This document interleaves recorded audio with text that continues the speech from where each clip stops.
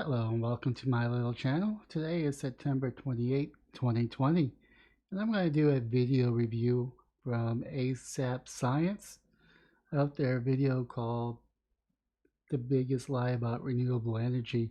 Now, I normally don't go after channels, especially because I don't want people to go after me, but this one kind of struck a nerve. They're going to be talking about how to pay for the infrastructure and how to build a grid and all that good stuff.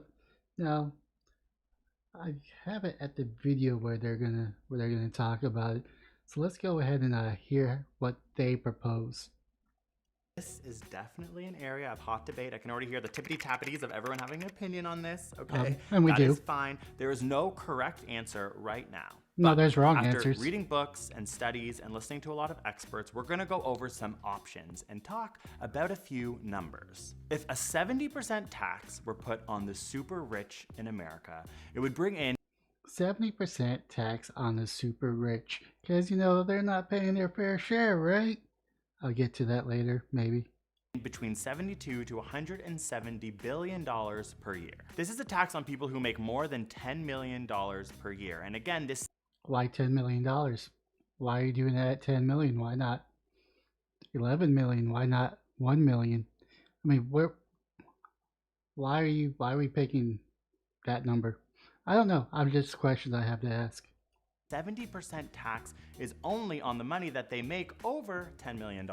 I know that people freak out about this idea on Twitter. I think a lot of it has to do with the thought that maybe taxing these rich people is going to slow down the economy. But history shows that between the 1950s and 60s, when the US had super high All right, so it's the 1950s and the 1960s where we actually had a high growth, and yes, it was at 70%. And if you look at all of American history, yes, it was.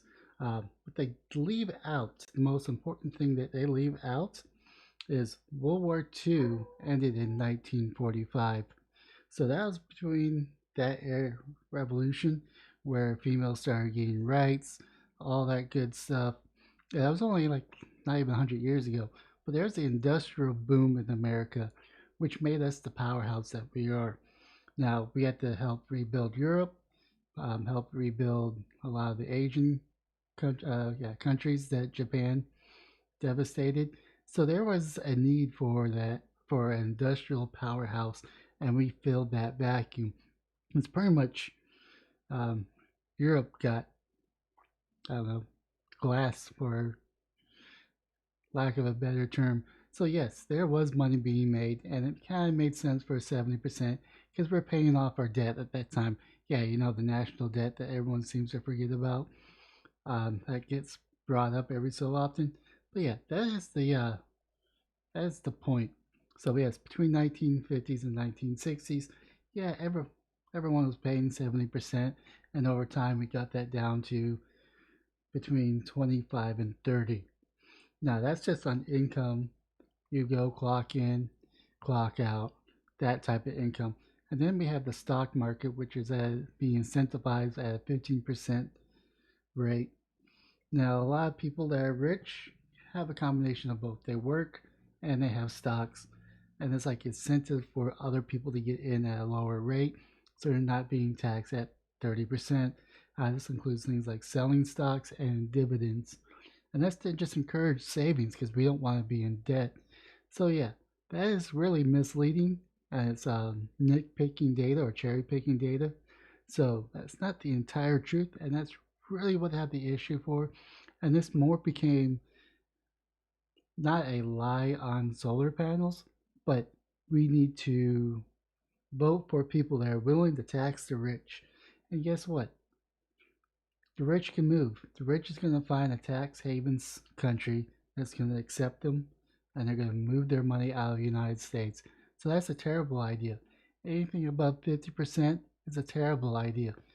Now, if you want to talk about a fair tax where everyone pays the same regardless whether it's you go to work or do trading, get dividends, I'm open to that debate to make it a more fair tax.